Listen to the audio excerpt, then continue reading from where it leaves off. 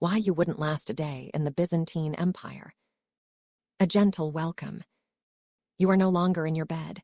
There is no glowing screen beside you, no hum of a refrigerator in the background, no blinking streetlights outside your window. Instead, you are lying on something firm, a straw mattress. It itches a little. It smells faintly of oil, sweat, and old wood. You don't know how you got here, but outside your open window you hear bells, not the soft, digital kind, real bells, clanging from a church tower. Birds circle overhead, and far below, the rumble of carts, feet, and voices rise like steam from stone streets. A breeze carries something strange, the scent of fish, burnt olive oil, incense. You're not dreaming. You've just woken up in the Byzantine Empire, and you're about to find out why you wouldn't last a single day here. But don't worry. You'll get through this night if you fall asleep before morning comes. So let's begin. Let's take a slow walk through the past. Waking in Constantinople. The year is 1024. The golden era of the Byzantine Empire is fading, but not yet gone. You're in Constantinople, the grand capital, known to its people simply as the city. Your bed is a crude frame stuffed with straw, draped in a rough woolen blanket. The walls are stone, cold in the morning, covered in soot. There is no glass on your window, just wooden shutters you forgot to close. Outside, the city is already awake. You rise slowly, barefoot on a gritty stone floor. Everything smells lived in, old, slightly damp. A clay pot in the corner holds yesterday's water. You drink it. It's lukewarm, tastes a little like metal. No toothpaste, no toothbrush, no running water. You splash your face with what little is left. You're not sure it helped. Your clothes are folded at the foot of your bed. You reach for them. A tunic dyed once but faded. It smells faintly of smoke and wool. You slip it over your head. The cloth is coarse, scratchy, no socks, just leather sandals, brittle and worn. You lace them slowly. The laces snap. You tie them in a knot and hope for the best. Now you're dressed like a Byzantine peasant, ready for your first and likely last day. The smell of the city. You step outside and are hit by a wave of smells. Wood smoke, cooked onions, unwashed bodies, the sea. It's overwhelming. There are no air filters, no deodorant, no plumbing to speak of. The streets are narrow and uneven, paved in worn slabs of stone. Moss grows between them. Garbage clogs the corners. Children dart past you barefoot, chasing a dog. A woman pours something foul-smelling from a bucket into the gutter. You sidestep it, barely. You pass the fish market, wooden stalls groan under the weight of salted cod, dried eels, and sea urchins. Everything is loud. The merchants shout. The seagulls scream. There are no quiet cars, no headphones, only clamor. But above the chaos stands something beautiful, Hagia Sophia. Its massive dome glows in the morning light, shimmering with gold. You stare. You forget the smell for a moment. You forget the noise. And for a breath or two, you feel small. Very small. Breakfast, if you can find it. Your stomach growls. Time to find food. You follow the crowd toward the forum, hoping someone is selling something edible. There's a vendor with a cart full of flatbread, half burnt on one side. You reach for one, then realize you have no coins. Not a solidus, not a follies, not even a scrap of copper. You look around. A beggar eyes you from a wall. He nods slowly. You're one of him now. You mumble something, hoping he'll offer advice. He doesn't. He just lies back and pulls his cloak over his face. Eventually, a baker offers you a crust of bread in exchange for sweeping ashes from his oven. You say yes. It takes 20 minutes. Your hands are black. Your eyes sting. But when you finally eat the crust, it's the best thing you've ever tasted. Hard, chewy, slightly sour. You sit on a stone step and savor it like a feast. A dog eyes you. You toss him a crumb. He doesn't thank you. Nobody does.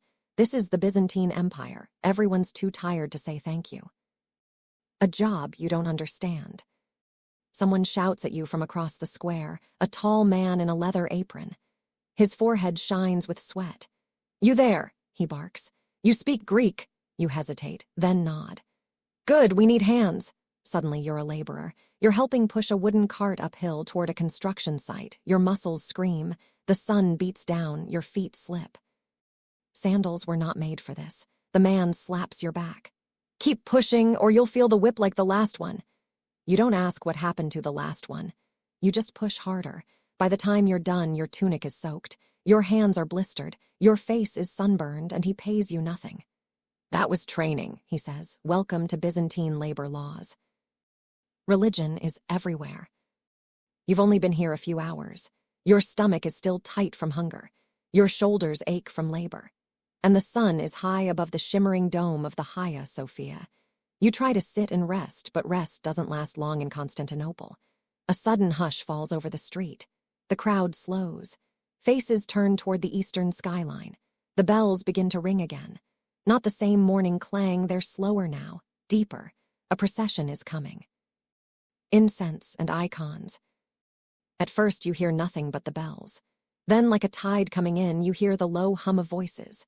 Chanting. Unison. Slow and solemn. Around the corner they appear. Men in long robes of gold and red, holding icons high above their heads. Painted faces of Christ, the Virgin Mary, and saints you don't recognize. Their expressions are blank, eternal. Their eyes, wide and deep, follow you. Thuribles swing from chains, wafting thick plumes of incense into the air. It stings your eyes, but you don't dare cough. Not here. A priest walks past. His beard is long and gray. His eyes are tired but serene. He sprinkles holy water from a silver cross as he mutters something in Greek. You don't understand the words, but the crowd around you crosses themselves and lowers their heads. So you do too. The man beside you whispers, "They say a relic is being moved, a bone of St. Euphemia." You glance up.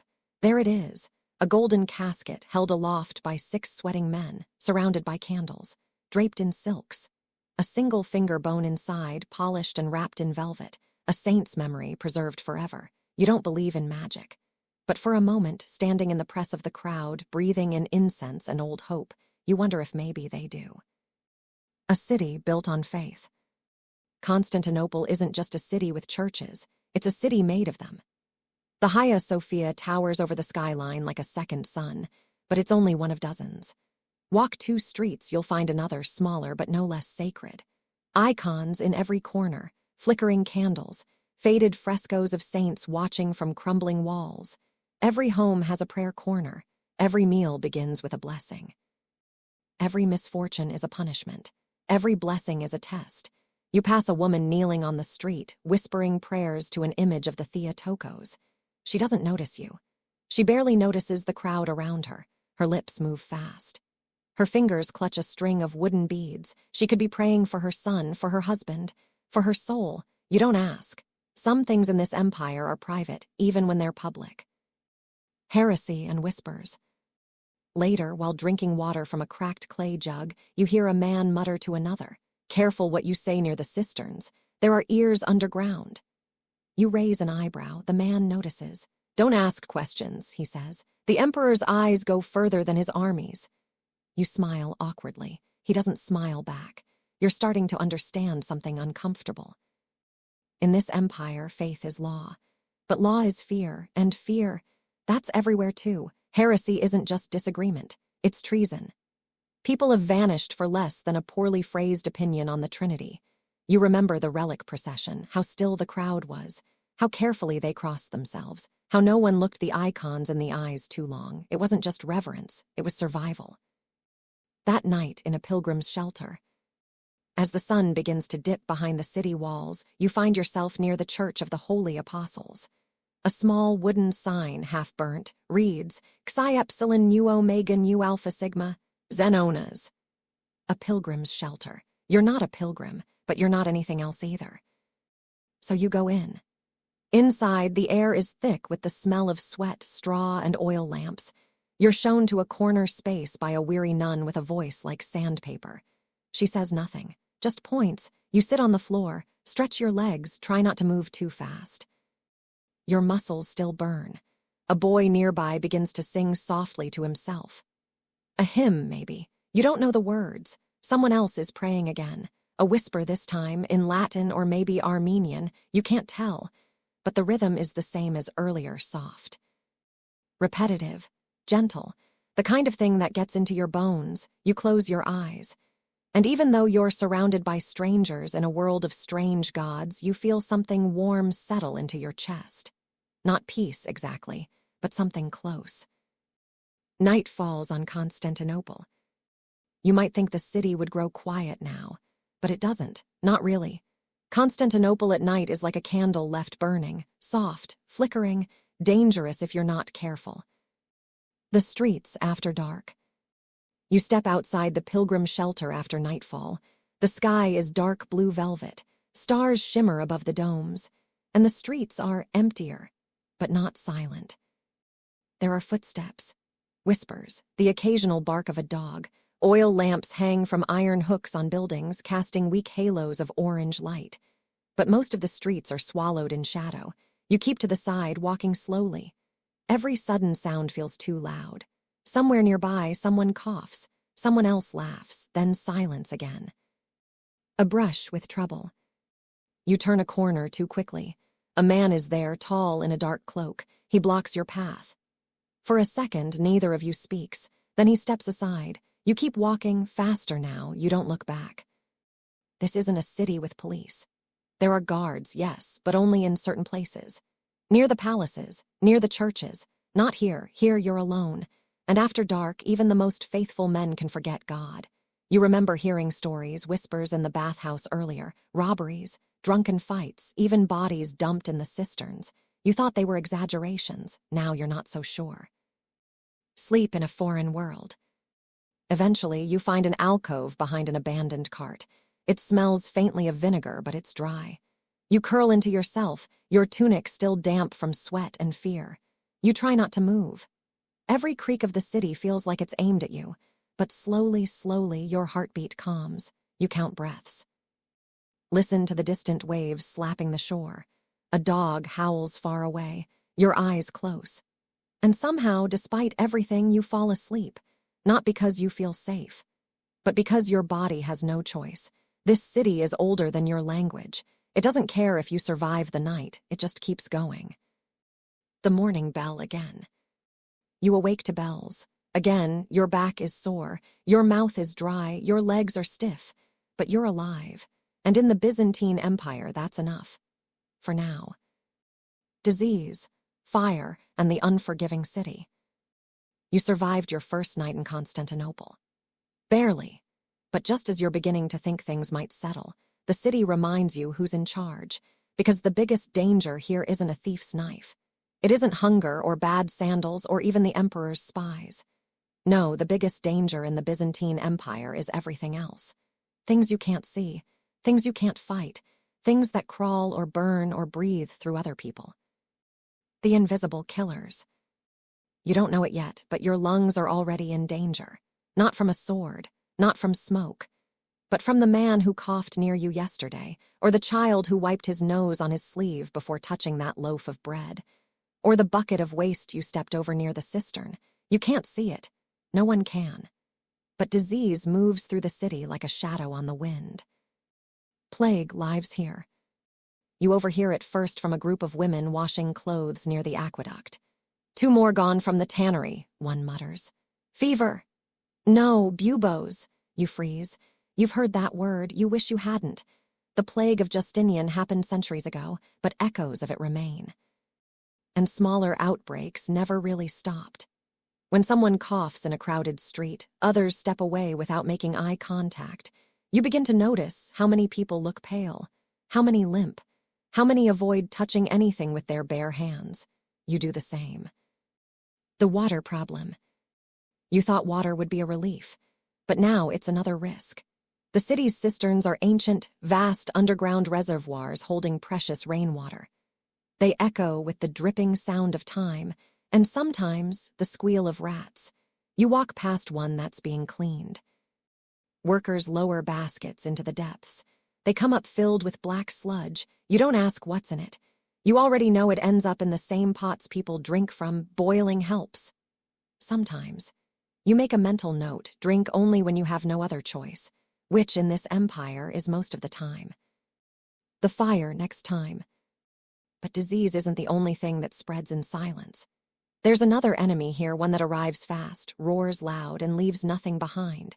Fire. Most homes are made of wood, mud brick, or both. Roofs are thatched, candles are left burning. Ovens are built with stones that crack in heat. And in neighborhoods like yours, people live close.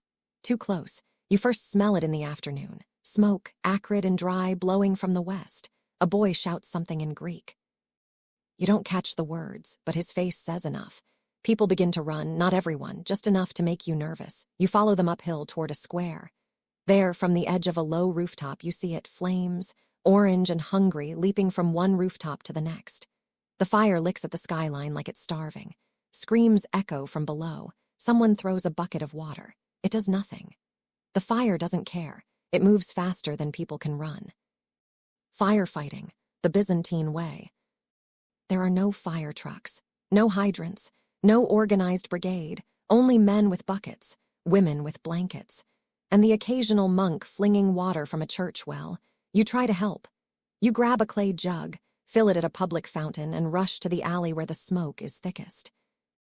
By the time you arrive, your jug has cracked. It leaks. You pour what's left anyway. Steam rises, the wall hisses back at you. You've done nothing. But it was something. And in Constantinople, that's all you can do. The real cost of fire.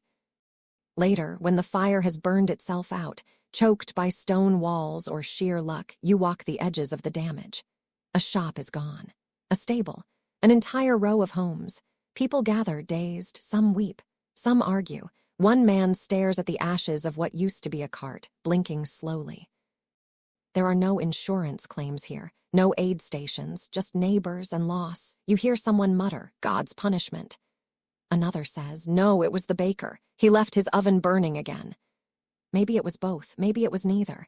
Does it matter? The fire is gone, but the damage is only beginning. That night, what you dream. You sleep outside again. There's no room in the pilgrim house tonight. Too many people displaced by smoke.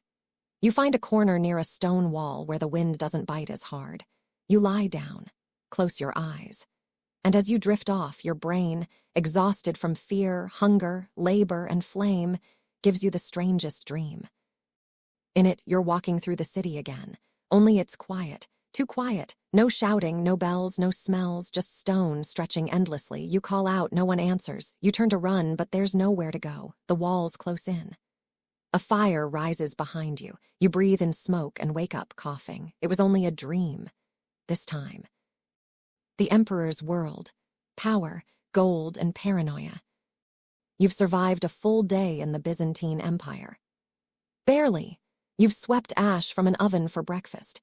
You've pushed a cart until your arms burned. You've prayed beside strangers. You've coughed near the ashes of a neighborhood that didn't make it through the fire.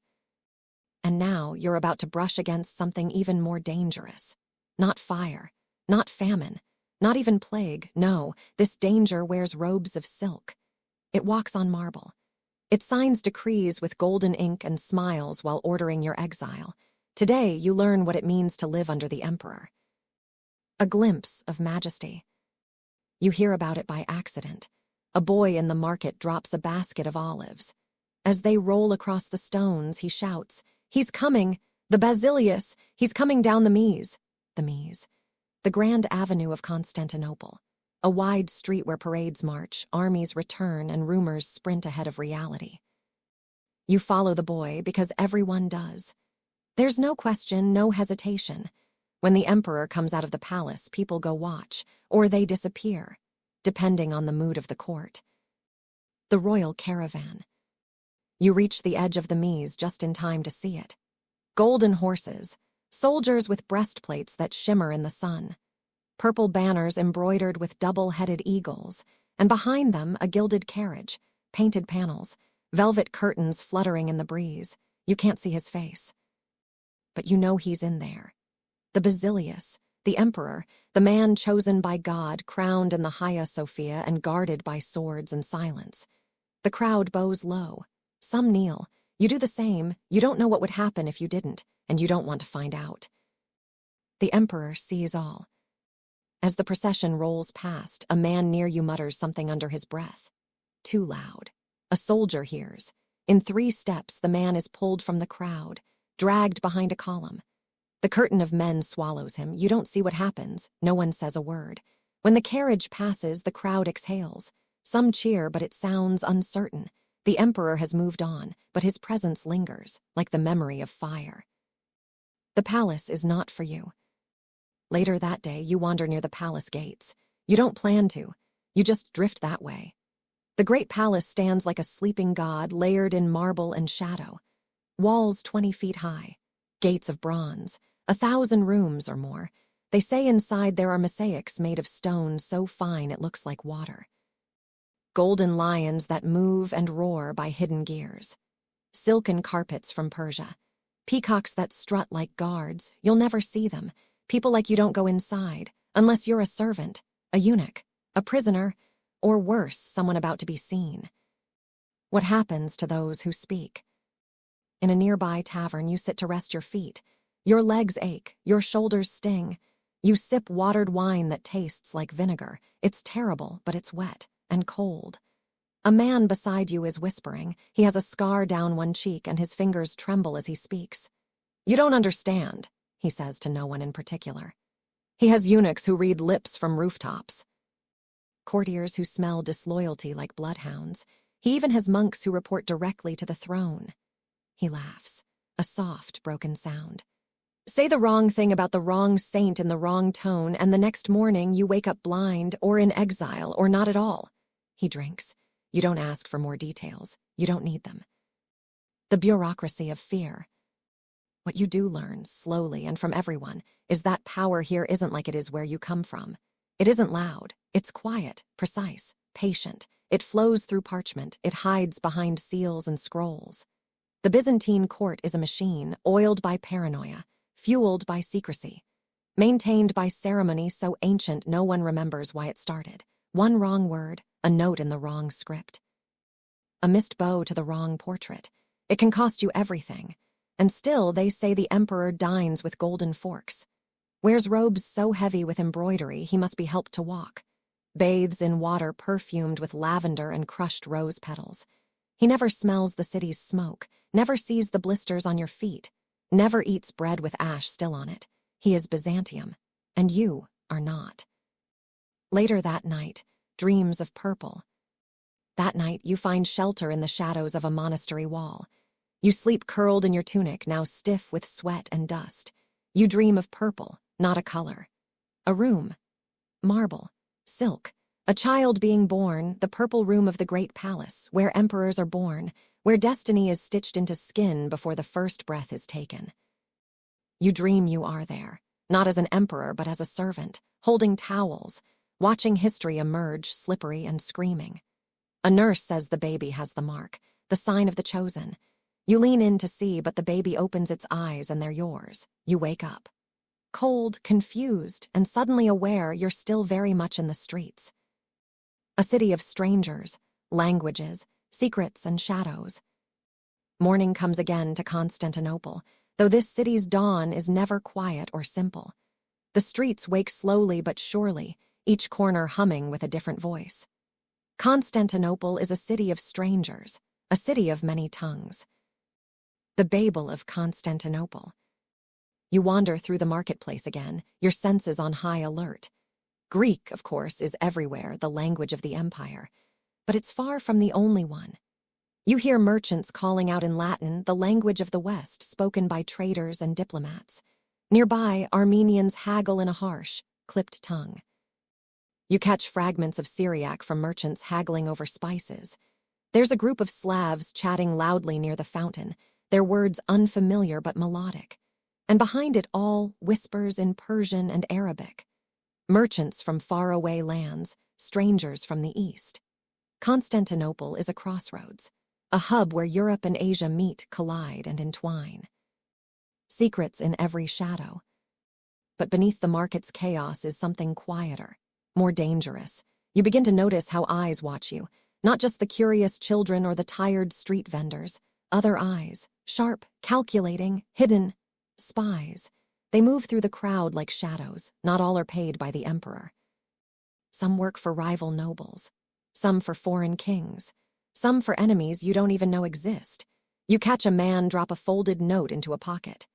Another exchanges a glance with someone behind a stall, and a woman brushes past you, pressing a coin into your hand before disappearing. The language of secrets. People speak carefully here. Words are weapons. You overhear a conversation between two men. The general is restless, and the eunuch's spies are everywhere. The emperor's health is failing. If the Basilius dies, all will change. You don't understand all of it, but you understand the fear. Change in Constantinople is never gentle. The Alley of Whisperers. At night, you find yourself drawn to a narrow alley behind the market. Lanterns cast flickering shadows on damp stone walls. Here, merchants, spies, and informants gather. You overhear rumors whispered so quietly they might be wind. The Persian ambassador has been seen meeting with the city guard captain. There's talk of a coup in the western provinces. A new heresy spreads in the monasteries. They say it's poison. You press yourself against a wall, heart racing. In this city, knowledge is currency, but sometimes knowledge is death. The strange figures. You spot an old man sitting by a fire, face hidden under a hood. He hums softly. His fingers trace strange symbols on a battered scroll. People avoid him, crossing to the other side.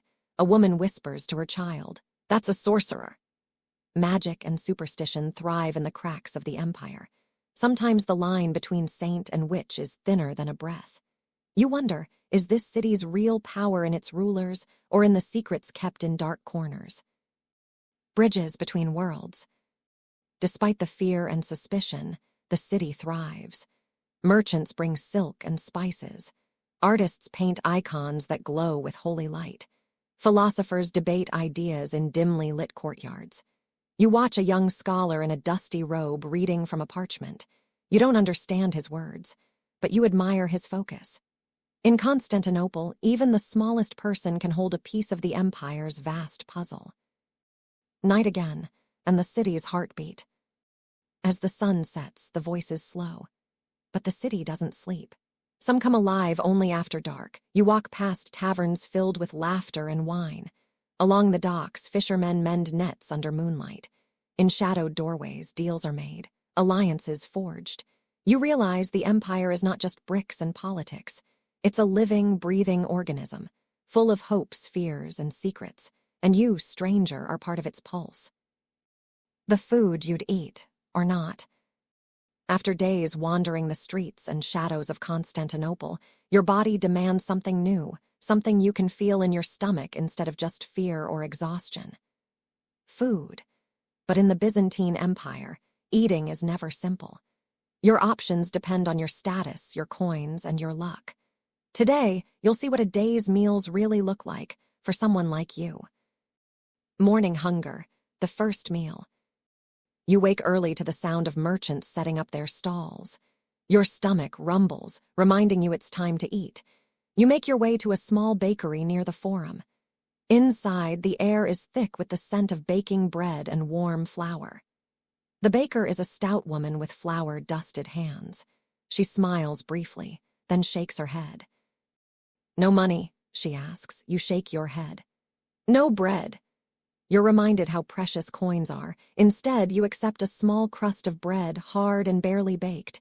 It tastes dry with just a hint of sourness from the fermented dough. You sit on a stone bench, breaking the crust in small bites. It's not much, but it's food. What do Byzantines drink? By your side, you see people drinking thick, dark wine diluted with water. You're offered a small cup. It tastes strange, sour and bitter. They call it Greek wine. Some mix it with honey or spices. Others drink it plain. Water is precious and often unsafe. You remember the dirty cisterns and the warnings from strangers. Tea isn't known here. Coffee won't come for centuries. Instead, people drink wine, watered down or not. For hydration, for courage, and sometimes to dull the pain of daily life.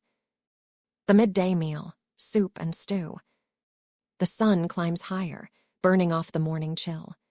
You find yourself near a market stall with large pots simmering over open fires. Steam rises, carrying the smells of onions, garlic, and herbs. A man ladles out a thin soup.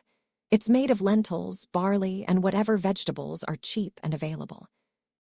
You watch as people line up with clay bowls, dipping bread into the stew. You're lucky someone gives you a small bowl. It's warm and salty. The lentils are mushy but filling. The broth tastes of fish sauce, a fermented concoction called garum, which is pungent and foreign to your tongue. You eat slowly, savoring each spoonful. The luxury of meat. You hear stories of lavish feasts in the palaces, roasted boar, honey-glazed chicken, imported spices, golden plates piled high with figs and nuts. But for most people, meat is a rare luxury. It's expensive, reserved for festivals, religious celebrations, or the very wealthy. You notice dogs scavenging near refuse piles, fighting over discarded bones.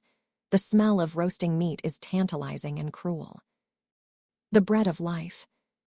Bread is a staple. It comes in many forms, thick, heavy loaves for the poor, made of barley or rye mixed with bits of bran. Fine white bread for the wealthy, made from sifted wheat flour. Flatbreads, sometimes flavored with herbs or oil.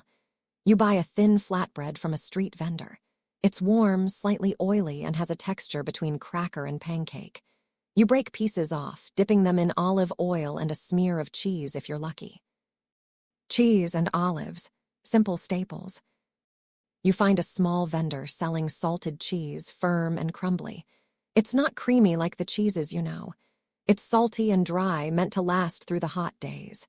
Beside it, bowls of olives, black, green, and brined with herbs. Together, they make a simple meal. You nibble slowly, savoring the salty tang. Nuts, fruits, and sweet treats. Markets overflow with fruits, pomegranates, figs, dates, and grapes. You try a ripe fig, sweet and sticky. A rare treat. You see children running with half-eaten pomegranates, juice dripping down their chins. Sweet honey is prized, drizzled on bread or stirred into drinks. Desserts aren't common for the poor, but you find a vendor selling small pastries filled with nuts and honey. You buy one, savoring its flaky crust and sticky sweetness. The challenge of meals. Meals aren't just about hunger. They're about ritual, class, and survival. You eat when you can, where you can, with what you can. Sometimes that means scraps. Sometimes it means sharing with strangers. You learn to eat quickly when you're hungry and slowly when you're not. Because in Constantinople, food is more than fuel. It's a reminder of what you have and what you don't. Evening and fasting. As night falls, the city grows quieter. You see people gathering in small groups, some preparing for evening prayers. Many will fast tomorrow. Religious fasting means no meat, no dairy, sometimes no oil. For the devout, it's a sacrifice. For you, it's just another reason to feel hungry. You find a quiet corner to rest your belly and your bones. You close your eyes. Tomorrow, you'll face it all again. The Byzantine family. Love, duty, and survival.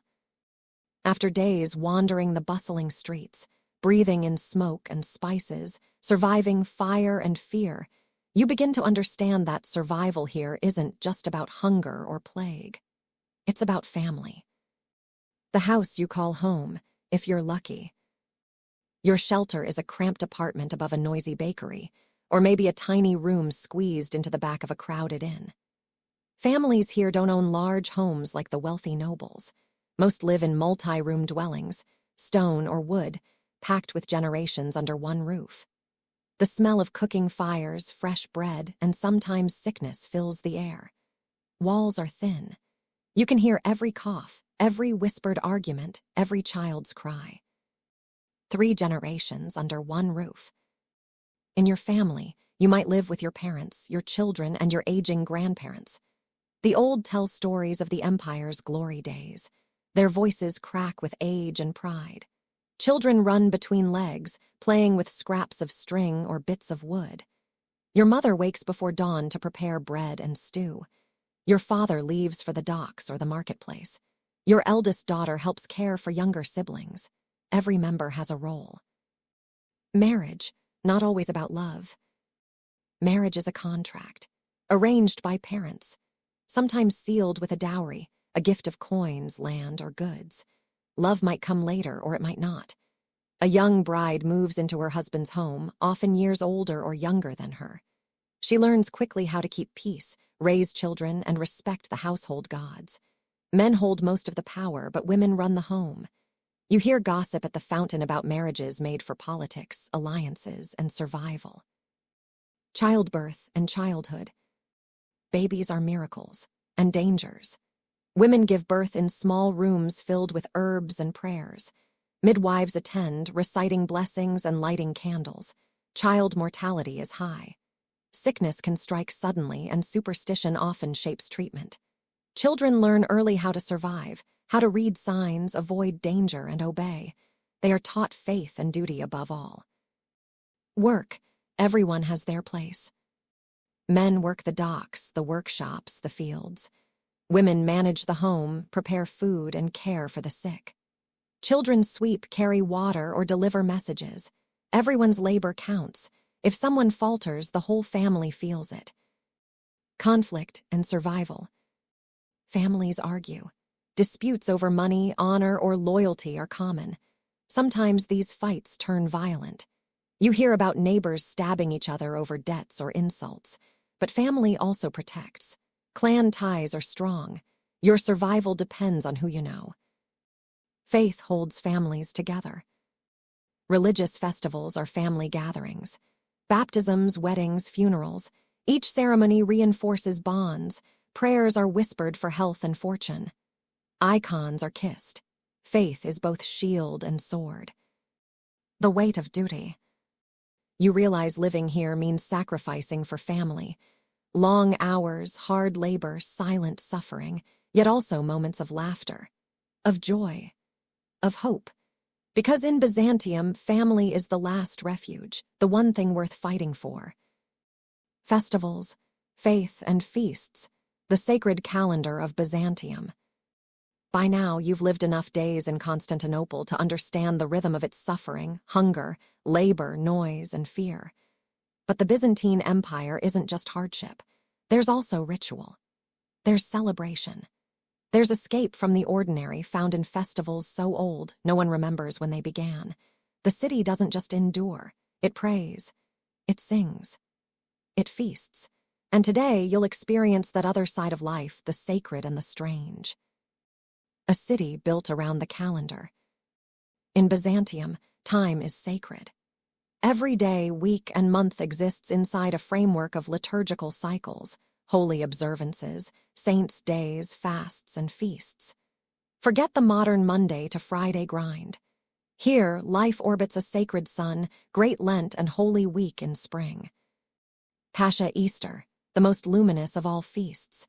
Celebrations of Christ's birth, Theotokos, and countless saints in between. The calendar is a tool for spiritual alignment and public spectacle. For the poor, it means breaks from labor. For the church, it means power. For the emperor, it means divine theater. Dawn before the feast.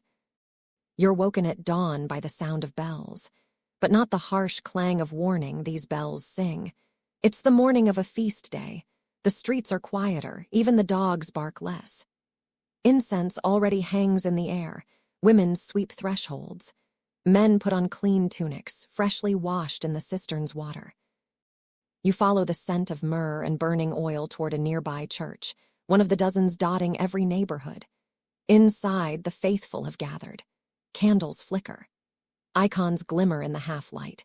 The liturgy begins, sung, not spoken.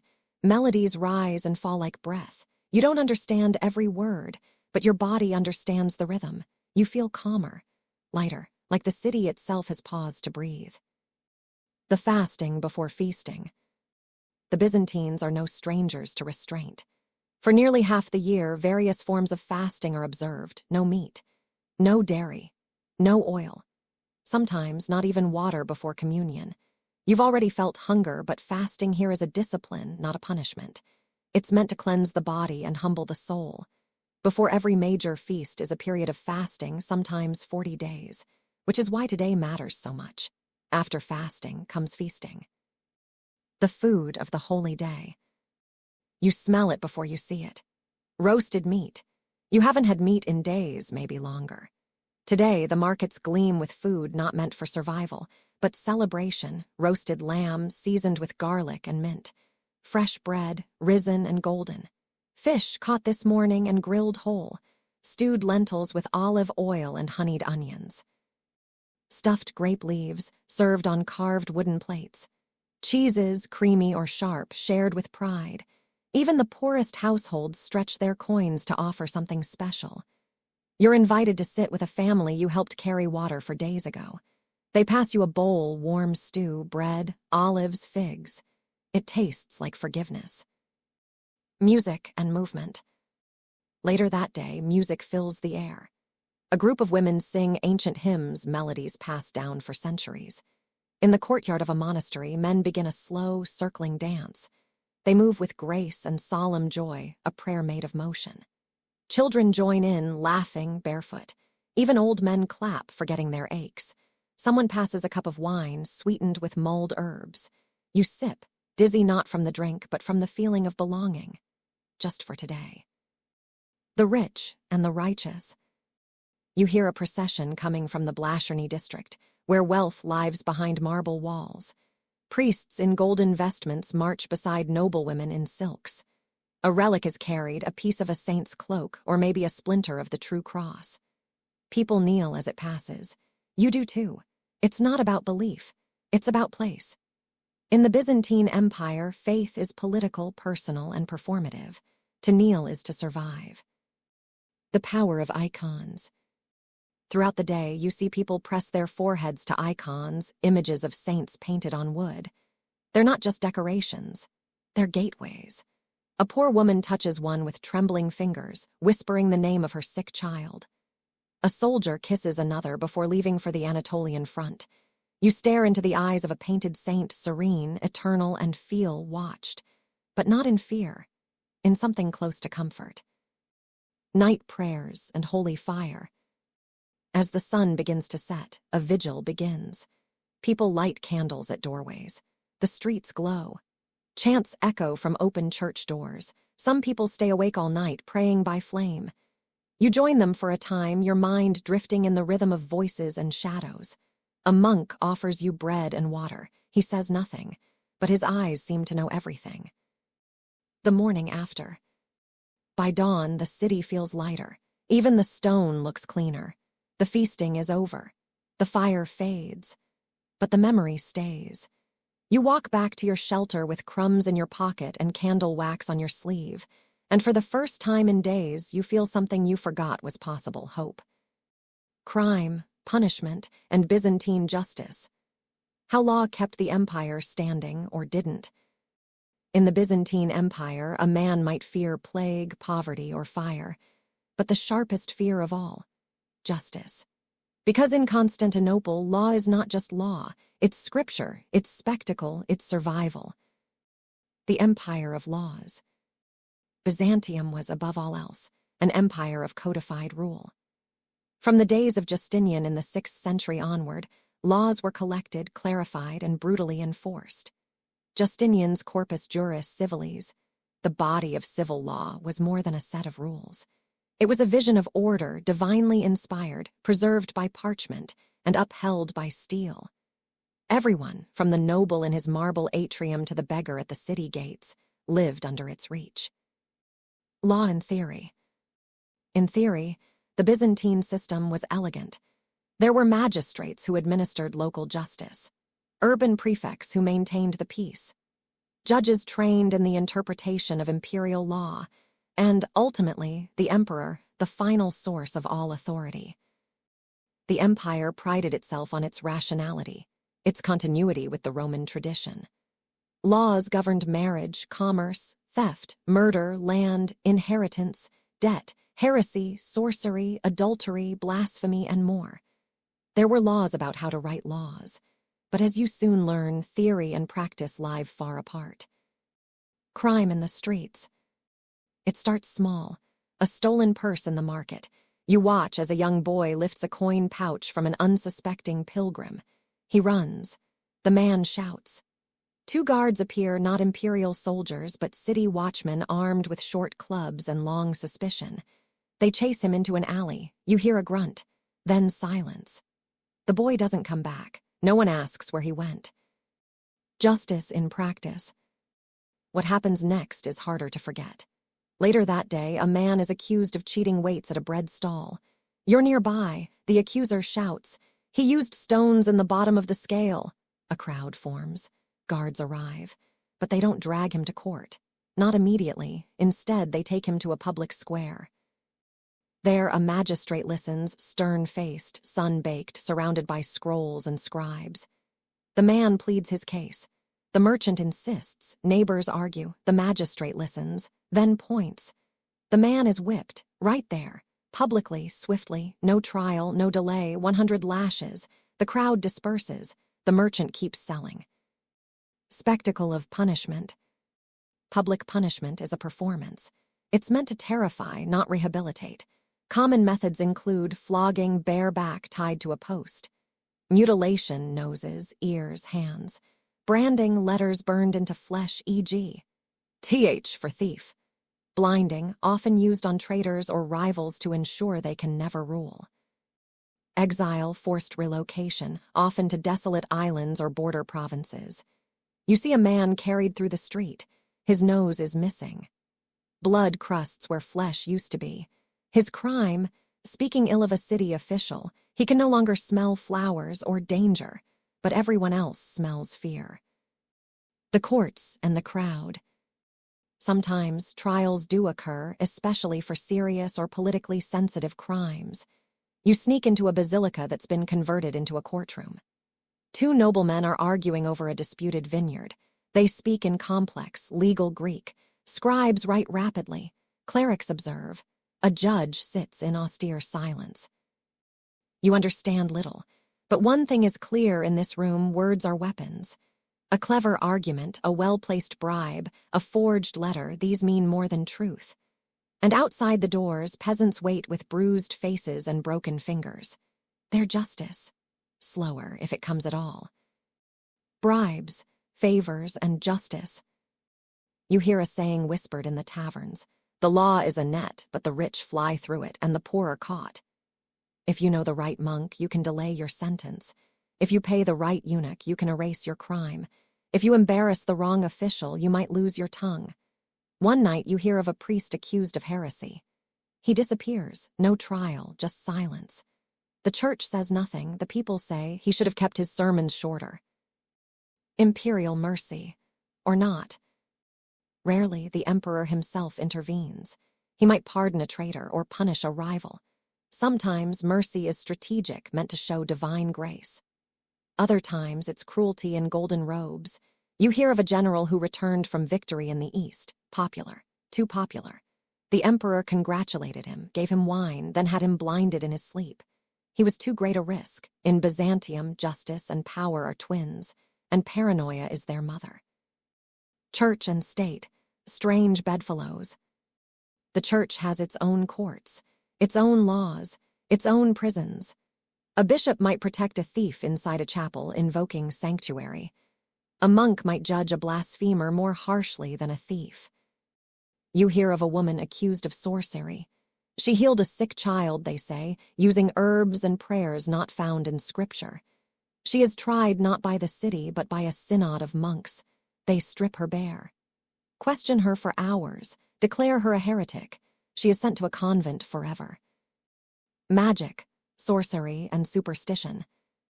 Witchcraft is real to the Byzantines, not just metaphorically. Amulets are worn against evil eyes. Herbs are used to bind a lover. Whispers circulate about men who speak to the dead. The law is clear, divination is illegal. Astrology, if unapproved, is heresy. Love potions, treasonous. You see a man arrested for possessing scrolls of astrology. He screams that he only wanted to know the future. The magistrate says, "The future belongs to God, not you."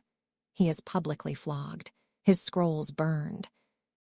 Prisons, a waiting room for despair. You're told not to get arrested in Constantinople, not because the punishment is immediate, but because the prisons are worse. Dark, damp, infested, no beds, no fresh water, chains rusting in stone walls. Men go mad in the dark. A friend you made in the docks is taken in for debt. You try to visit him. A guard laughs. He's already dead, and he doesn't even know it. Justice, or just order. Byzantine justice isn't about fairness. It's about stability, order, hierarchy. Fear, if you're a nobody, justice is sharp and fast. If you're powerful, it's slow and negotiable. If you're clever, it's avoidable. But always, always, it serves the empire. That night, you dream of judges. That night, you lie awake on your straw mat. You dream of scrolls unrolling into the sea, of judges with no eyes, scribes with no tongues, of men tied to marble columns while statues watch in silence. You wake with your heart pounding. You have not broken a law, not yet. But in Byzantium, sometimes survival itself feels illegal. A day in the life, hour by hour in the Byzantine Empire. The city sleeps, or pretends to. Midnight in Constantinople. A thick, damp silence wraps around the sleeping city like a wool blanket soaked in oil. The air is still, not clean, but still, and even the dogs are silent. Somewhere far away, a baby cries. But in your cramped quarters, a single room shared with your siblings and parents, above a tannery that reeks of urine and animal skin, you remain still, curled beneath coarse linen. The fire in the brazier has long since died. There's no light except what filters through cracks in the shuttered windows, moonlight slipping across the tiled rooftops and into alleyways where rats scurry like nervous thieves. But the city isn't truly asleep, not all of it. Guards still patrol the city's major roads. Thieves, too. So do lovers, and those exiled from sleep by pain, sickness, or fear. You hear footsteps in the alley. You don't move. If it's a thief, you don't want him to think you're awake. If it's a guard, you don't want to explain why you are. This is how the city breathes when no one's watching. The monks begin. While the rest of the city clings to slumber, there is one place fully awake, the monastery. Inside the stone walls of a nearby convent, monks and nuns are rising for the midnight office, Messenectican. It's not a choice. This is life. Candles are lit. Feet shuffle along cold stone. Robes are pulled tight against the pre-dawn chill. Chanting begins, long, slow, melodic syllables echoing through the domed chapel. It's not beautiful in the modern sense. It's something else, ancient, rooted. The city has heard this same chant for centuries. You, tossing in your straw bed, hear faint threads of the song drifting through the window. It's strangely calming. The monks are awake. The city is watched over. God listens. You sleep again. Laborers rise. Before the sun cracks the sky, life begins again. You're shaken awake by your father's cough, rough, wet, and familiar. Your mother is already up, stoking the hearth with last night's ash and a few twigs she saved from the firewood pile. The room smells like smoke and sweat. You rise slowly. No time for dreams. No breakfast yet. Only tasks. Your brother fills the water jug. Your sister scrubs the cooking pot with a rag that's more whole than cloth.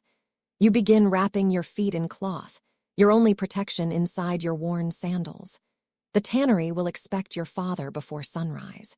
You've been assigned to help unload carts at the docks today, a rare job that pays in actual coin rather than fish bones or favors. You don't complain. You're lucky. The bread queue. You arrive at the baker's stall in the Forum of Constantine, one of many scattered throughout the city.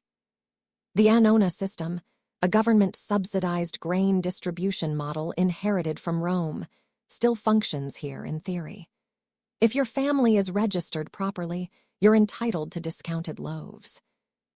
You stand in line behind dockworkers, widows, elderly men with missing fingers, and barefoot children clutching clay tokens. You offer your chit and receive 2 loaves, dense, dark, made of barley and rough flour.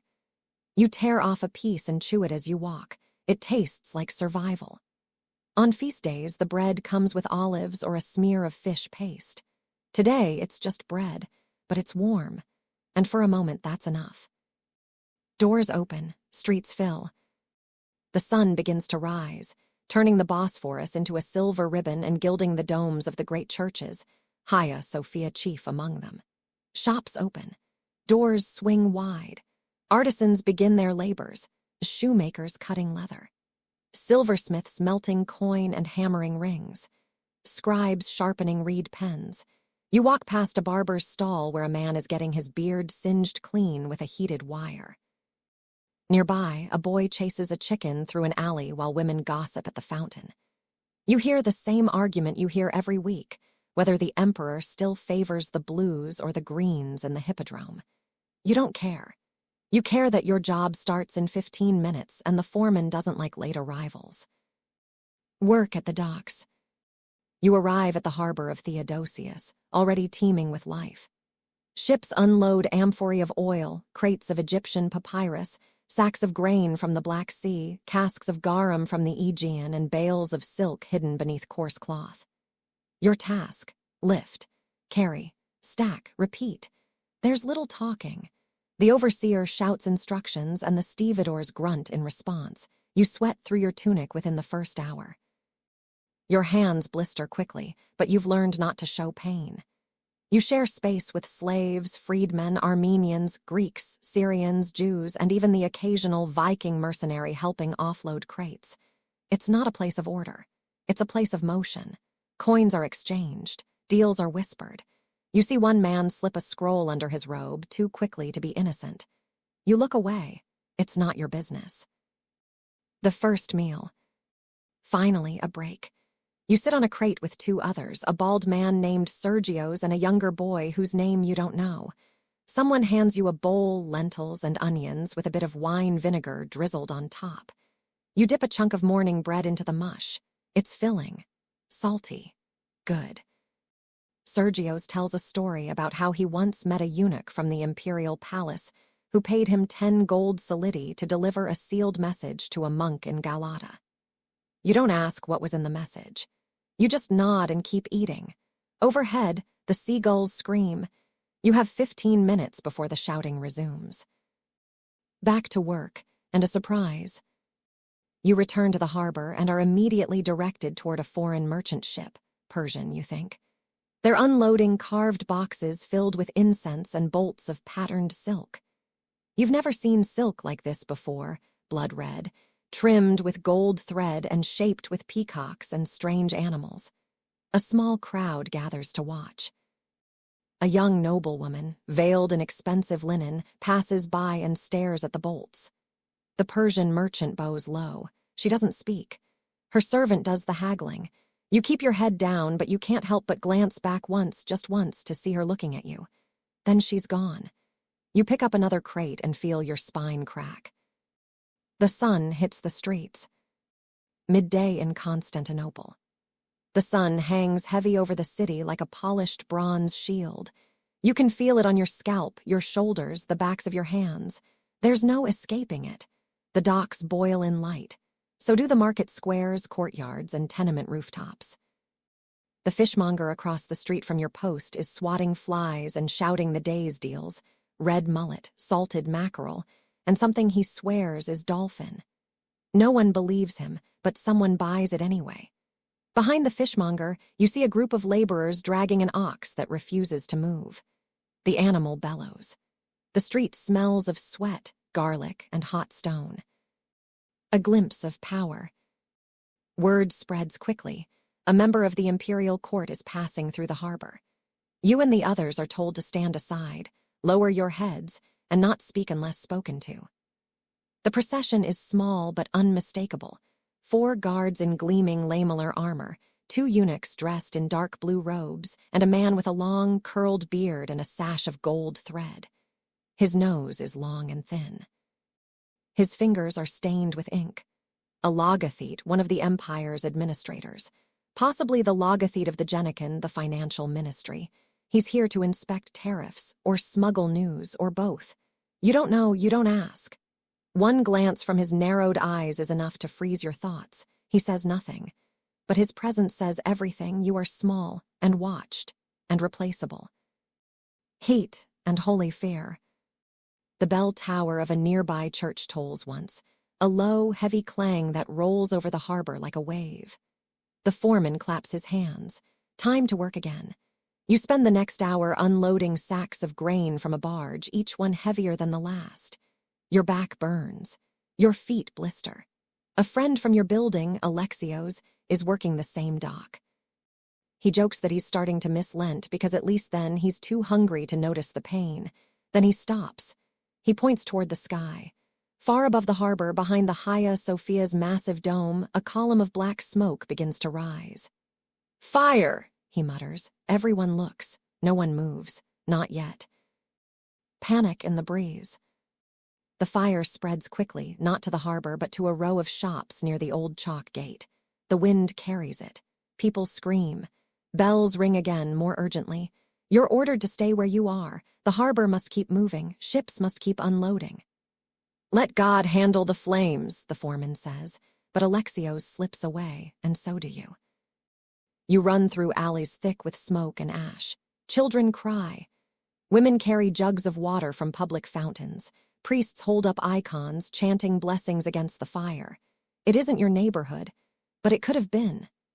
By the time the flames are doused, buckets, prayers, and luck, 3 homes are gone, and no one speaks of it again. A moment of stillness. Exhausted, you collapse in the shade behind a cistern wall. A woman nearby is washing blood from a bandage. A cat laps water from a broken bowl. Above you, the sky remains clear as if nothing happened. A monk walks by barefoot, murmuring verses. He smells like sweat and rose oil. You close your eyes. For 5 minutes, you're no one, not a laborer, not a citizen, just a body on stone. You don't sleep, but you drift. And when you rise, something has shifted. You survived the day's hottest hours. That's no small thing. Home again, for now.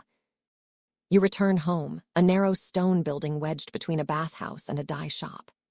Inside, your mother is steeping herbs in vinegar, thyme, oregano, maybe something bitter you can't name. Your little sister is picking lice from her hair. The neighbor next door is screaming again about a debt unpaid. You pull off your tunic and wash your hands in a shared bucket. The water is cloudy. You don't care. The sun begins to soften. The walls feel less angry. The evening meal. Dinner is barley porridge with dried figs and onions. Your mother saved some honey from a neighbor. She adds a spoonful to your bowl. You eat in silence. Only the youngest children talk. They don't yet know the rhythm of exhaustion. When the meal ends, your father says a quick prayer. No thanks is given to the emperor, only to God. Evening prayers and family business. As dusk approaches, the neighborhood changes again. Men light oil lamps. Women sweep thresholds. Children bring laundry inside. In your home, your father pulls out a tiny icon of St. Demetrios, protector of soldiers and the city.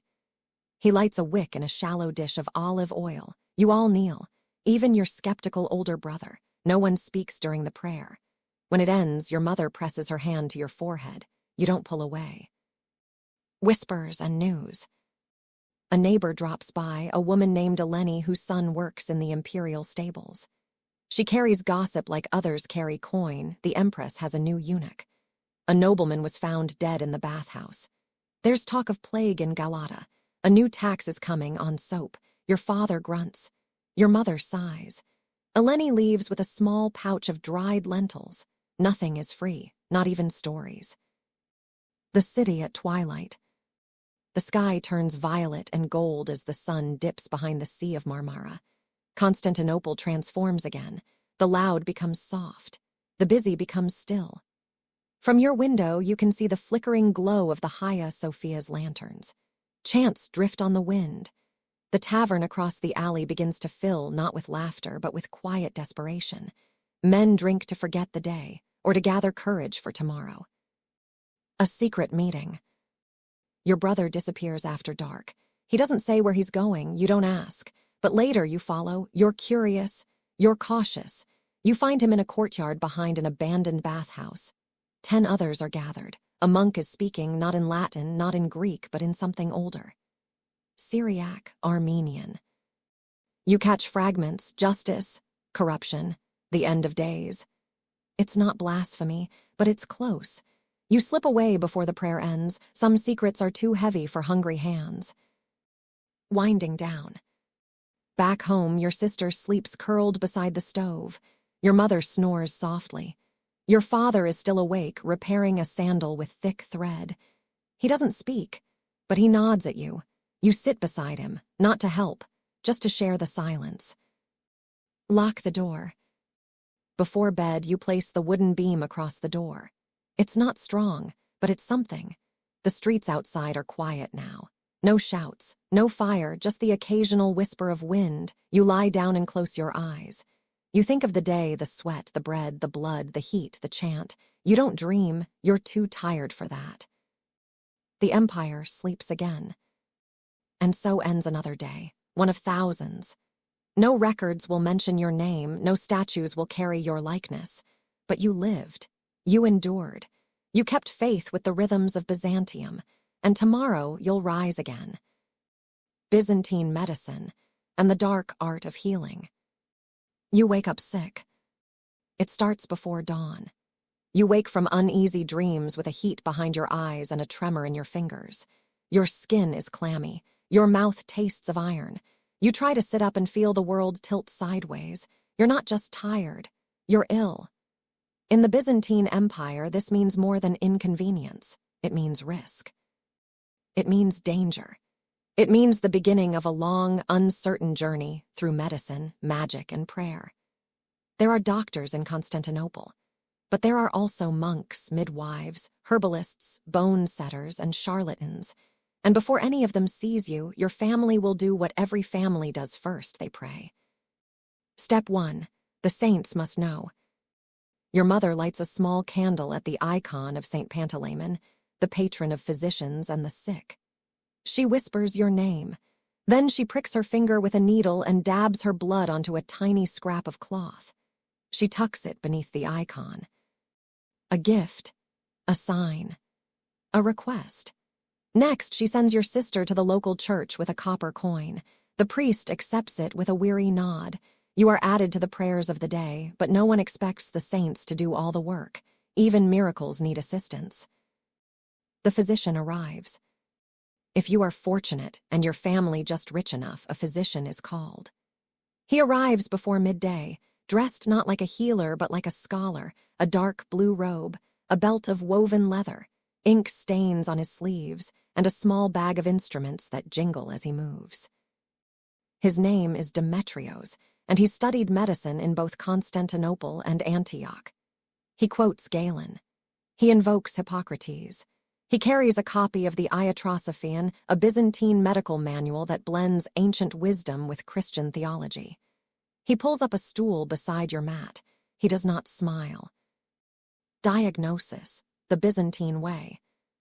Demetrios begins with observation. He studies your face, the color of your tongue, the smell of your breath. He asks questions not just about symptoms, but about dreams. Have you seen dogs in your sleep? Do you wake with a dry throat or a cold nose? Does your urine steam when you relieve yourself? He checks your pulse, not for speed, but for rhythm. He listens to your stomach.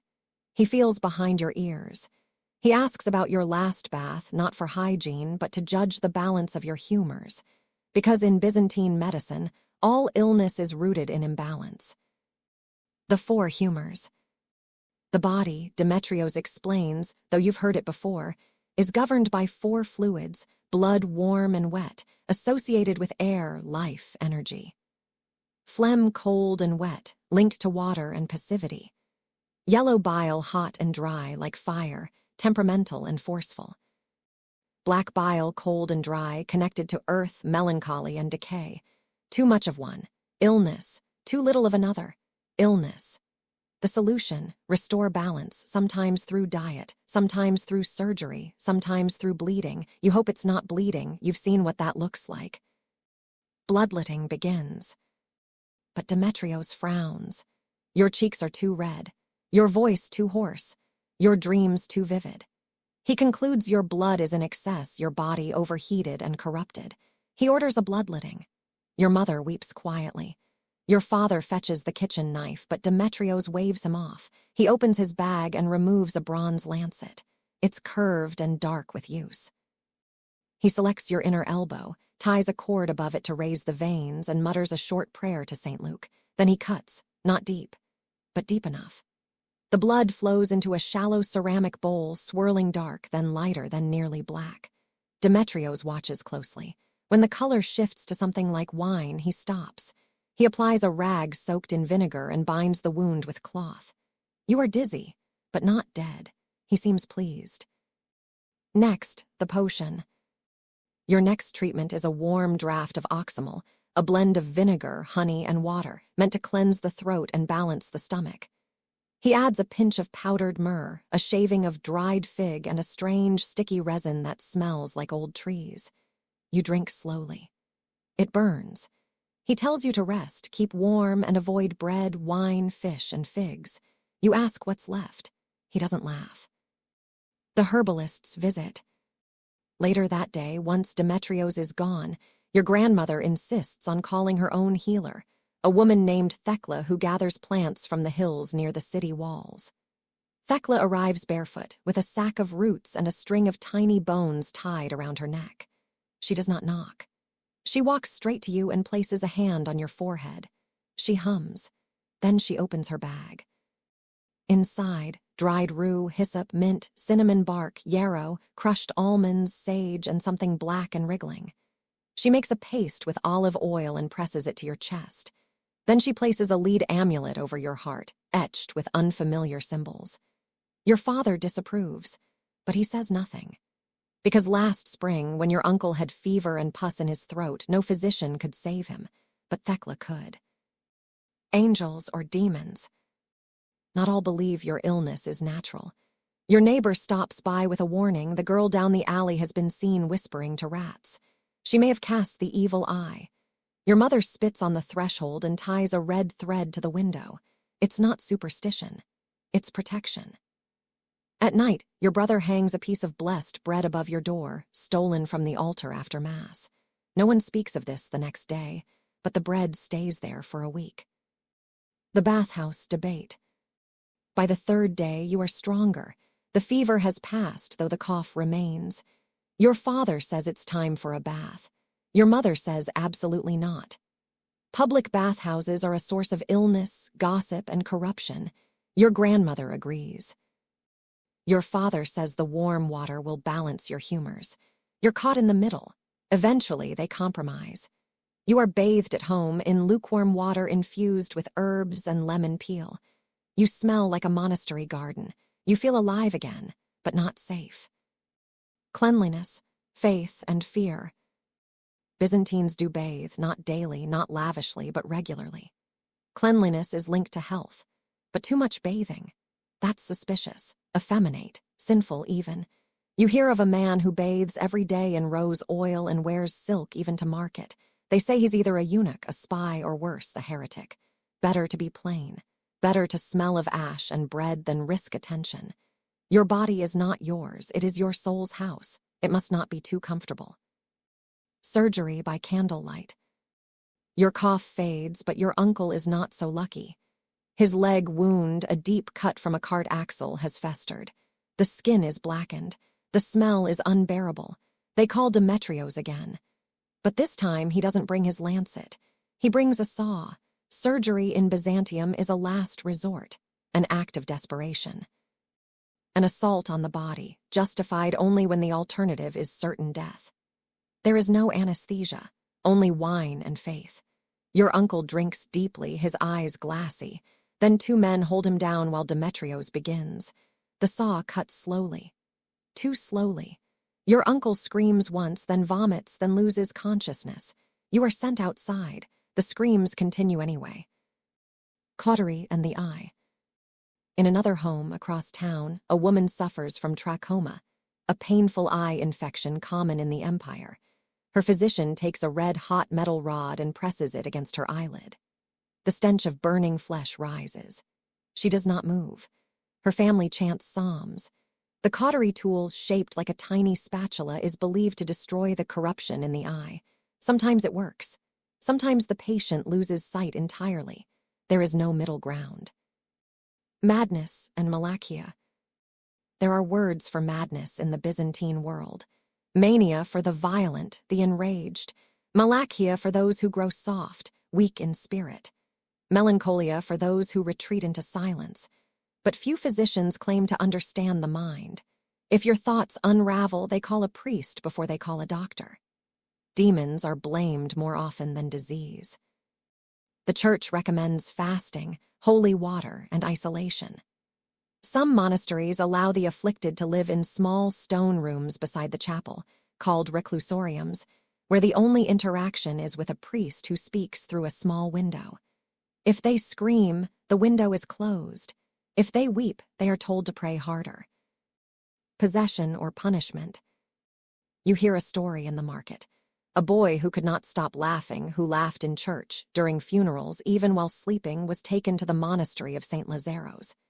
There, the monks shaved his head, anointed him with oil, and tied him to a column. They read from the Psalms. They lit incense. They beat him with a vine branch dipped in wine. After 7 days, he stopped laughing. He also stopped speaking. No one calls it healing, but no one questions it either. The corpse problem. Dissection is rare. The human body is considered sacred, made in the image of God. To cut it open is blasphemy. But some whisper that physicians like Demetrios have seen inside corpses anyway, in secret, beneath monasteries, or in military camps during war. They learn from the dead to save the living. But if discovered, such acts risk excommunication, or worse. So they keep to the texts Galen, Dioscorides, or Abasius, books written centuries before. Books filled with diagrams, not bodies. They guess, they extrapolate, and they pray. Sometimes it's enough. Diagnosis by urine. The next time you fall ill, there is no bloodletting. This time, Demetrios asks for your urine. You provide it in a small glazed jar. He holds it up to the window light, squints and examines the color, the clarity, the bubbles, the sediment. Urine is the mirror of the soul, he says. Clear and pale, weakness. Yellow and foamy, heat in the liver, dark and thick, fever, red or cloudy, trouble in the heart. He declares your humors are turbid but not dangerous. You are given a syrup of figs and wine. You are told to avoid women for a week. You are confused, but you do as told. Remedies from nature. Byzantine medicine trusts not just in the divine and the philosophical, but also in the natural. There are scrolls filled with recipes, crushed ants mixed with vinegar for ringworm goose fat, and rose petals for burns, pounded pearls dissolved in wine for fainting spells, dried bees, and honey for mouth ulcers, ground lizard tail for nightmares, snake skin to protect against infertility. These are not jokes. They are serious medicine. Your mother keeps her own pouch of herbs under the mattress. She doesn't know the Latin names, but she knows what works. Most of the time. The Church of Healing, blending faith and flesh. The most famous healing in Constantinople isn't found in a hospital. It's found in the Church of the Theotokos at Blasherny. Pilgrims come from across the empire to touch the sacred spring beneath its altar. They drink the water. They bathe in it. Some take home vials of it and dab it on wounds or sprinkle it over graves. Miracles are recorded on tablets lining the church walls. A blind man who saw again. A cripple who walked. A dying child who rose. Physicians like Demetrios scoff, but quietly. Because even he has been known to leave offerings there, just in case. Women healers, quiet power. In public, medicine is male. But behind closed doors, women rule the sick room. Mothers, grandmothers, widows, they hold the knowledge passed down from womb to womb. They brew teas. They massage joints. They stitch wounds. They soothe fevers. There are even women surgeons in Constantinople, rare but respected, especially among the Armenian and Jewish communities. They treat other women. They handle births. They reduce dislocated limbs with speed and skill. But they do not write books. They do not teach in schools. Their names are not recorded. Still they heal, and they are remembered. If not by history, then by the living. Medicine at the end. When death approaches, when no tea, no prayer, no relic can halt the shadow, a different kind of healer is summoned. A spiritual elder. He brings a candle, a small cross, a cloth soaked in myrrh. He speaks softly to the patient. He anoints the feet, then the hands, then the brow. He asks if they have unspoken sins, if they've wronged anyone, if they are ready. If the patient is silent, the elder takes their hand and recites the prayer for a holy death. Sometimes that's all there is left to give. The legacy of Byzantine medicine. When you recover, and you do, this time you think back on what healed you. Was it the bloodletting? The prayer, the herbs, the powdered pearls, the silence of your room at night? You don't know, no one ever really knows. Byzantine medicine is not about certainty, it's about balance, about ritual, about surviving long enough to try again. You rise from your mat, you breathe deeply.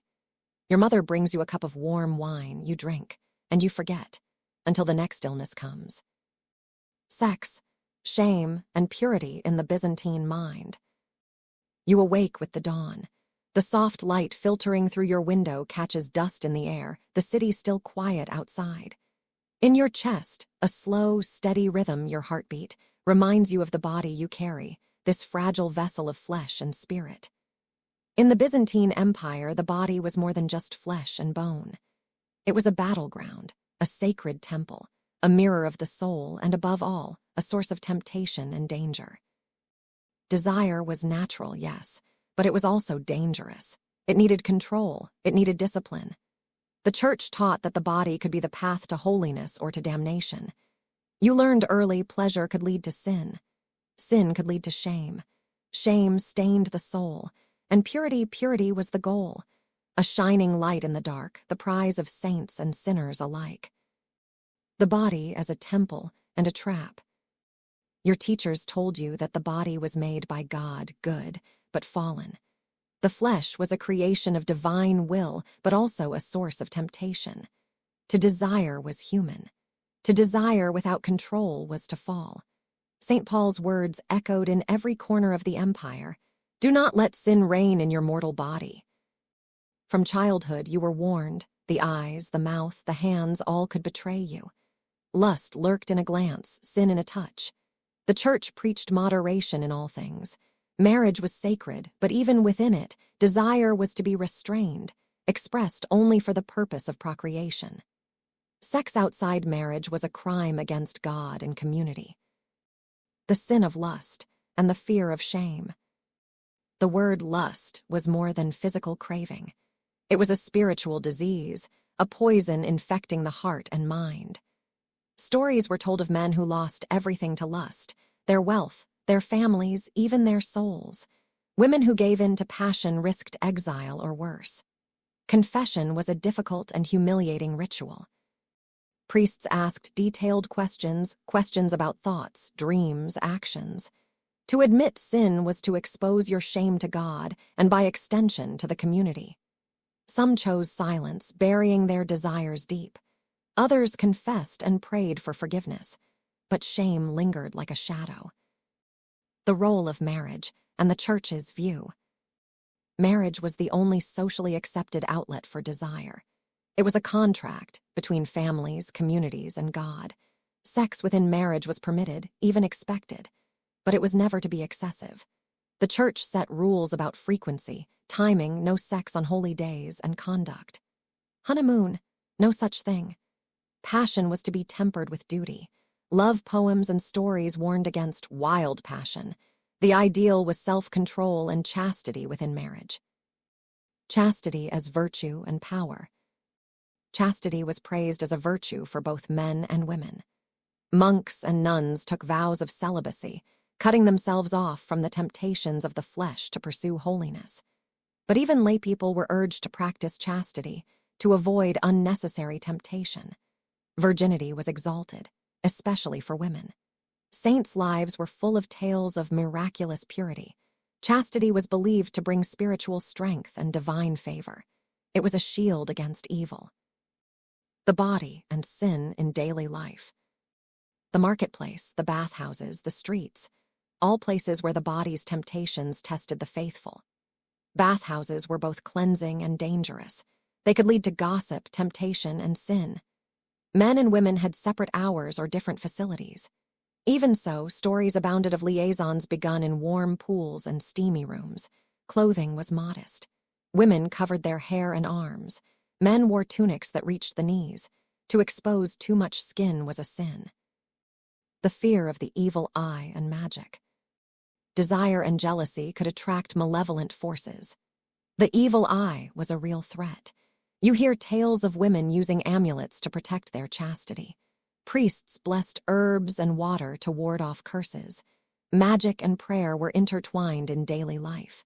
Protecting the purity of the body was as much spiritual as physical. Dreams and the secret life of desire. People believed that dreams revealed hidden desires and sins. Nightmares of lustful acts were signs of spiritual struggle. Confession sometimes included descriptions of dreams. You might dream of forbidden kisses or secret meetings and wake with guilt heavy in your chest. But some believed dreams could be warnings, or even tests. The double standard and gender. Women bore the brunt of sexual shame. A woman's honor was tied to her chastity. A man's reputation could survive many indiscretions. Women suspected of promiscuity were ostracized, sometimes punished. But men's desires were often seen as natural impulses needing guidance. This imbalance shaped social relations and marriages. The path forward. In this world, navigating desire was a careful balance. Faith was the compass. Shame was the warning light. Purity was the distant shore everyone hoped to reach. You lay back down. The day's lessons settle in your mind. You close your eyes and try to sleep. The weight of confession. In the Byzantine world, sin was never private. It hung in the air like a shadow. To carry shame alone was dangerous for the soul and the community. The church demanded confession, a ritual cleansing of the heart. The priest, seated in his small chamber, awaited you behind a screen. You knelt. You spoke your sins aloud, desires, thoughts, actions, every detail mattered. Even dreams were laid bare. The priest listened without judgment, or so it seemed. He pronounced penance, fasting, prayers, alms, or public acts of humility. Saints as models of purity. The lives of saints were examples to follow. Saint Theodora, empress and penitent who repented publicly for sins. Saint Euphemia, a virgin martyr who chose death over defilement. Their stories were told to children at bedtime. They were reminders that purity was possible, even heroic. Saints who fought lust with prayer, fasting, and miracles. Byzantine laws on sexual behavior. Imperial laws were harsh. Adultery was punishable by exile, confiscation of property, or corporal punishment. Prostitution was legal but regulated, confined to specific districts. Homosexual acts were condemned, punishable by fines or worse. Sexual crimes were crimes against God and the emperor. Trials were public and humiliating. Punishments were designed to deter and shame. Eunuchs, neither here nor there. Eunuchs occupied a strange place. Neutered men who served as palace officials, guards, or chamberlains. They were both desired and despised. They could marry or remain celibate. Their ambiguous sexuality was both power and curse. They were trusted with secrets and the emperor's favor. Art, literature, and the flesh. Byzantine art rarely depicted the nude. The body was covered in layers of meaning. Icons showed saints with radiant halos, veiled and modest.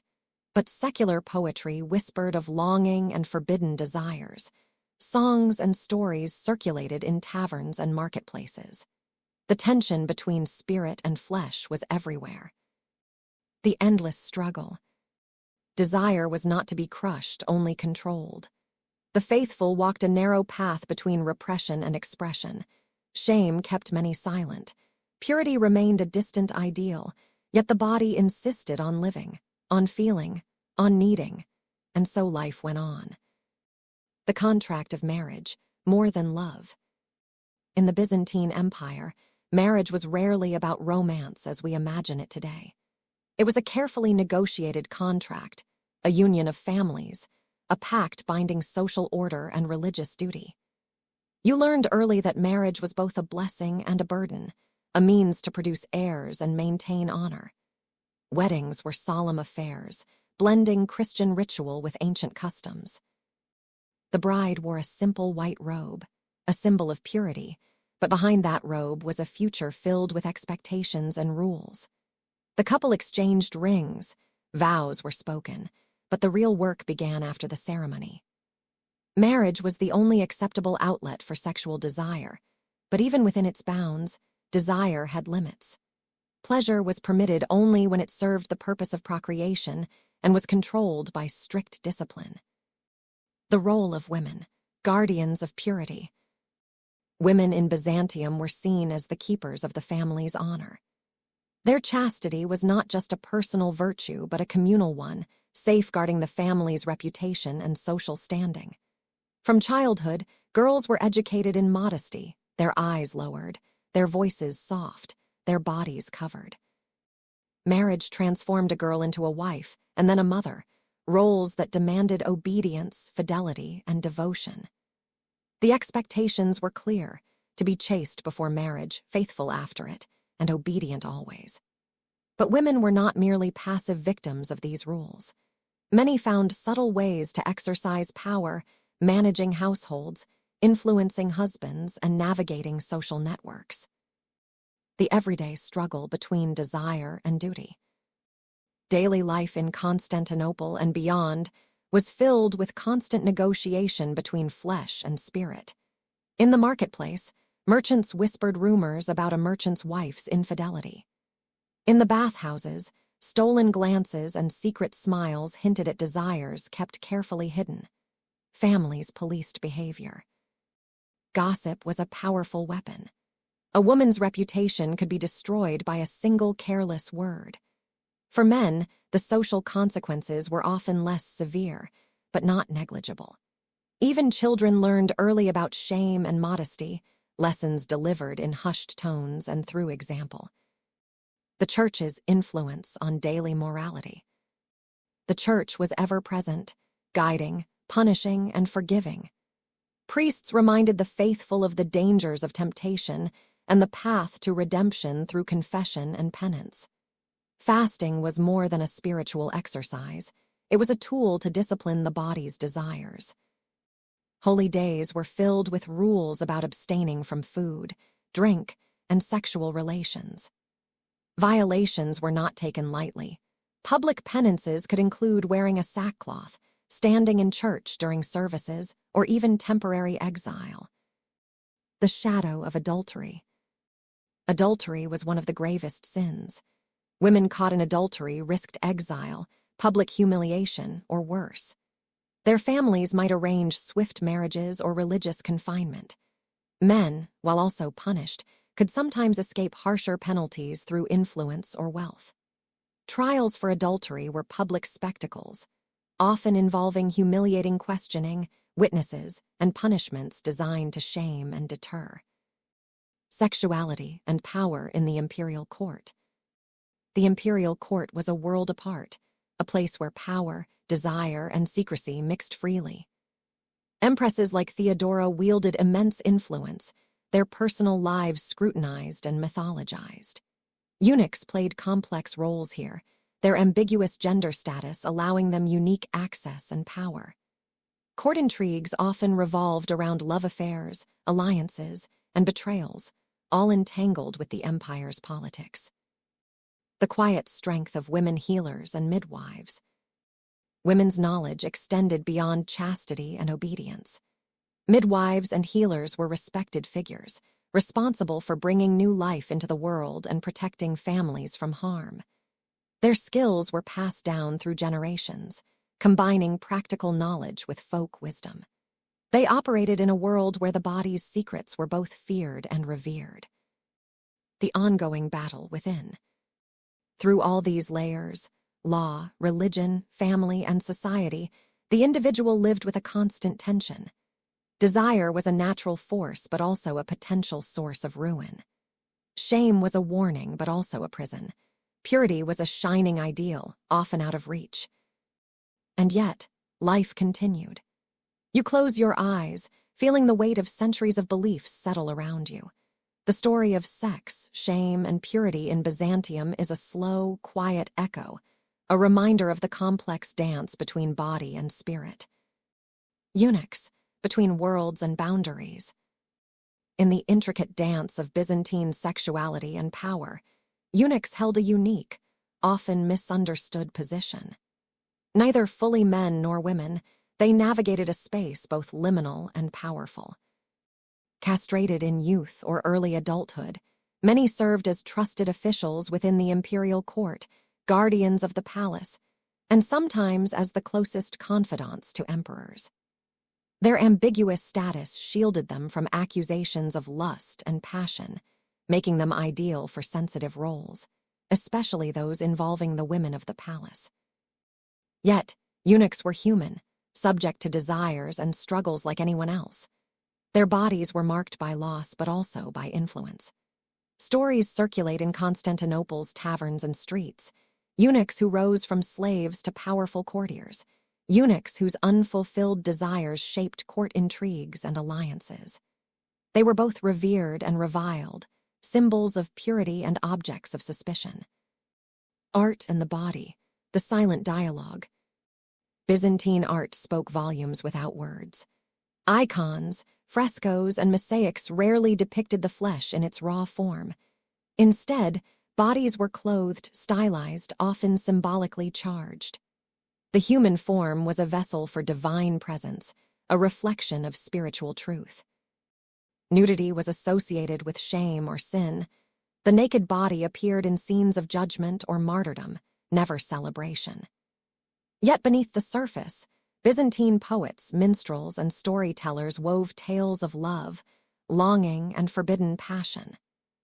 The tension between the visible and invisible, the sacred and the profane, created a rich cultural fabric. Pilgrimage, relics, and the quest for purity. Many Byzantines sought purity not just through law or morality, but through pilgrimage and the veneration of relics. Traveling to sacred sites, to touch a saint's bone or drink from holy springs, was believed to cleanse the soul and body alike. These journeys were arduous, filled with hardship and prayer. For many, they offered hope beyond earthly struggles with desire and shame. The spirit's triumph. In the end, Byzantine attitudes towards sex, shame, and purity were not merely about repression. They were about a deep, ongoing quest, the struggle between flesh and spirit, between earthly desires and heavenly aspirations. The body, with all its temptations, was also a temple. The soul, forever seeking light, struggled to shine through. For many, the path was not smooth. It was fraught with fear, doubt, and sorrow, but it was also filled with hope, discipline, and faith. As you lay down to sleep, consider this ancient world where every glance, every touch, every whispered thought carried weight far beyond itself. Where desire was both a gift and a danger, where purity was a beacon, where shame was both punishment and protection, and where, through it all, the human spirit sought to find its place between the body and the divine. Sleep now, and let the slow rhythms of history carry you into dreams.